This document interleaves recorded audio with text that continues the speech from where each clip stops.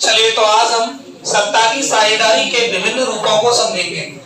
Forms of power of sharing या power sharing. सरकार के कुछ अंग होते हैं या सरकार के कुछ ऑर्गन्स होते हैं, गवर्नमेंट के कुछ ऑर्गन्स होते हैं, उन्हें सबसे पहले समझिए। पहला होता है विधायिका, लेजिस्लेचर। दूसरा होता है कार्यपालिका, एग्जीक्यूटिव।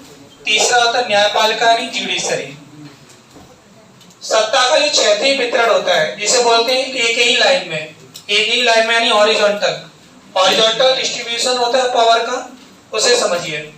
सबसे पहले है विधायिका, फिर कार्यपालिका, फिर है न्यायपालिका। विधायिका क्या करती है? कानून का निर्माण करती है या कानून बनाती है। कानून बनाने का काम किसका होता है? विधायिका का होता है। और कार्यपालिका यानी जो आपकी एग्जीक्यूटिव है वो कानून को लागू करवाती है या लोगों को कानून के अनुसार कार्य करने के लिए कहती है। खुद भी उसी हिसाब से काम करेगी और लोगों से भी कानून के हिसाब से काम करवाएगी। नहीं तो बिना कानून के तो क्या होगा, सब कुछ है ना तंग भंग हो जाएगा, क्योंकि दिक्कत आएगी ना। बिना कानून की करोगे तो कोई व्यक्ति रोड पर अगर किसी कानून के पालन ना करे तो कहीं ना कहीं एक्सीडेंट बहुत ज्यादा होंगे। तो यातायात के भी कुछ नियम होते हैं, कानून होते हैं। इसी प्रकार जो न्यायपालिका होती है, इन दोनों क्षेत्रों में अगर कहीं भी कुछ गड़बड़ी है तो उसको सबसे पहले नियंत्रित करेगी और लोगों को न्याय देने का काम करती है न्यायपालिका। नाम ही है उसका न्यायपालिका। जैसे कोर्ट्स वगैरह, कोई कोर्ट में चला जाए तो कोर्ट में जाएगा तो किस लिए जाएगा? न्याय मांगने के लिए।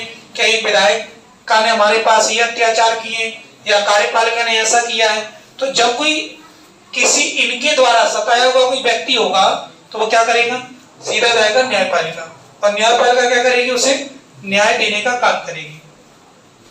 विधायिका एवं कार्यपालिका पर नियंत्रण रखती है। विधायिका जो भी कानून बनाएगी उसको नियंत्रित करेगी, और कार्यपालिका अगर कार्य करने में गड़बड़ी कर रही है तो हमें यह कंट्रोल करने का जो काम करती है वह न्यायपालिका, judiciary. It controls on legislature and executive. नहीं तो ये अपनी मनमानी तरीके से काम नहीं करेंगे क्या, है ना। तुरंत इसके पास पावर है तो पावर का गलत इस्तेमाल कर सकता है, और गलत इस्तेमाल करेगा तो अपन को तुरंत कहां पहुंचना है? न्यायपालिका, जुडिशरी। सत्ता के ऊर्ध्वाधर वितरण में हमें यही देखने को मिलता है वर्टिकल डिवीजन में कि केंद्र सरकार जो होती है उसके पास जो शक्तियां होती हैं वो अलग होती हैं। इसमें मोदी जी बैठे हुए हैं, है ना। मोदी जी या फिर मोदी जी का जो मंत्रिमंडल है पूरा केंद्र सरकार के अंतर्गत आएगा। राज्य सरकार में स्टेट गवर्नमेंट अपन एमपी के रहने वाले हैं तो यहाँ पर मोहन सरकार देखने को मिलेगी। तो ये कौन हो गई? राज्य सरकार हो गई अपनी। कुछ क्षेत्रों में राज्य सरकारें नहीं है, जैसे अपने देश में तो राज्य सरकार है, कई देशों में राज्य सरकारें भी नहीं है। प्रांतीय सरकार यानी प्रोविंस जो गवर्नमेंट होती है वो भी नहीं है। स्थानीय सरकार क्या हो जाएगी? लोकल गवर्नमेंट, जैसे कि नगर पालिका, नगर पंचायत या फिर ग्राम पंचायत की जो सरकारें होंगी वो लोकल गवर्नमेंट्स के अंदर आएंगी। समझ में आ गया इतना?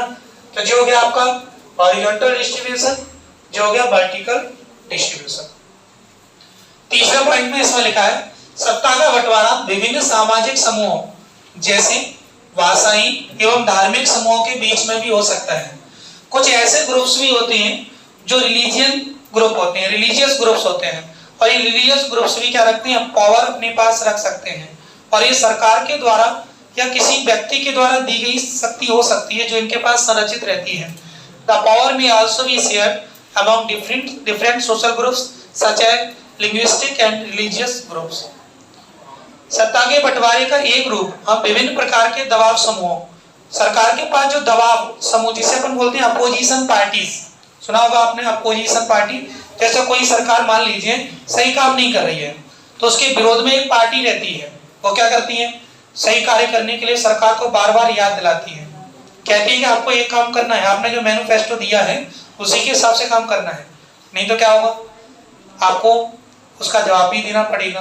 तो कहीं ना कहीं जो दबाव समूह होते हैं, जो विरोधी सरकार होती है वो एक दबाव समूह का ही तो काम करेगी।